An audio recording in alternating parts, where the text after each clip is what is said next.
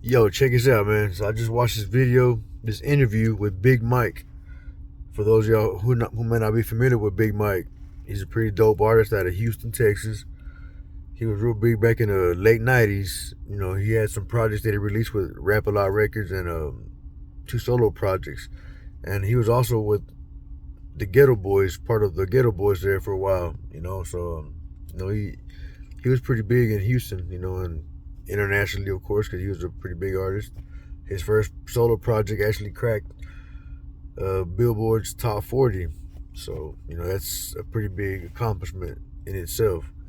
But anyway, man, supposedly, in this interview that he says in his own words, and I'll post a link to that interview so y'all can check it out in the bio, in the comment section, and all that shit on this video. But he's saying that he fell out with Jay Prince whenever he tried to collect some money that was owed to him, like a lot of money for his solo projects, because he sold some records, and they was kind of like, giving him the runaround. And then Jay Prince told him, "I give your money when you sign this contract." They wanted to lock him down for another contract, and Big Mike wasn't feeling it. He didn't like the terms.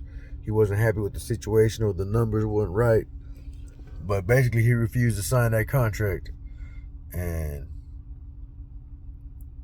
that night, his house got shot up. Like he was actually down in the living room smoking a cigarette, and he happened to lean forward to ash his cigarette, right?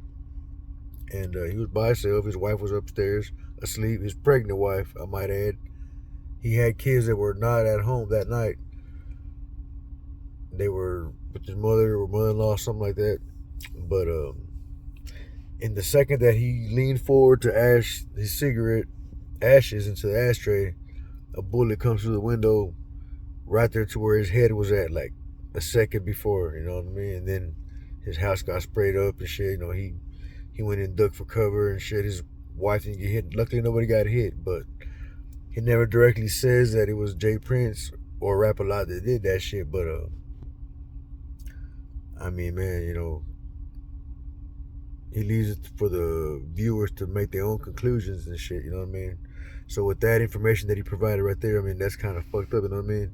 That makes you think, for people that are familiar with Rap A Lot Records and Jay Prince, they be like, man, it's just stories like this that give him that fucking, that air of mystique in the hip hop community in the world, And they call him the boogeyman of hip hop and shit like that, because you hear stories about Jay Prince, man, and I have the utmost respect for him, because I've actually interviewed him on Real Talks a few years back, for those of you that follow me.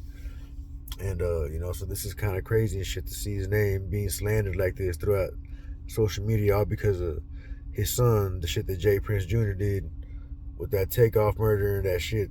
All these videos circulating with him walking by Takeoff and, kind of not giving a fuck about his guest that's on the floor dead and shit. I mean, that's kind of fucked up. It looks suspect when I seen that.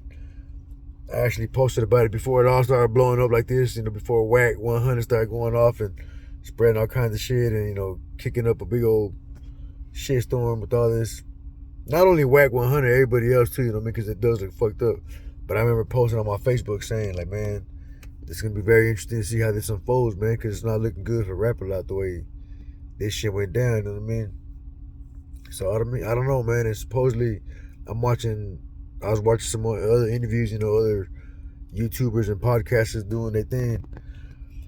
Supposedly Takeoff was supposed to sign a contract with Mob Ties as well, with Jay Prince Jr., but he refused that day, allegedly, I gotta say allegedly. I will post the links to that shit too as well, from the one that I seen talking about that shit on here on YouTube. But I mean, and this is all information coming from inside people. I mean, so what are y'all thoughts about this, man?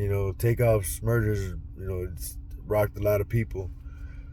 I wasn't a big fan of the Migos in the beginning, you know what I mean? I was one of the ones that wasn't really up on that style of music, but I mean, them motherfuckers grew on the world pretty much, They got some dope, not some, they got a lot of dope ass tracks.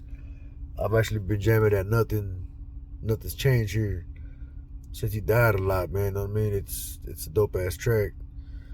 and it's fucked up, man. You know, so I do wish everybody a happy Thanksgiving for checking this video out. Anybody that's checking this video out, you know, I wish y'all a happy Thanksgiving. A lot of people ain't gonna get to enjoy their Thanksgiving with the losses that we've had this year. You know, so you know, I'm really thankful for what I do got. But anyway, what's y'all's comments on this?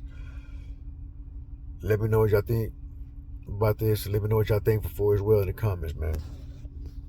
Peace.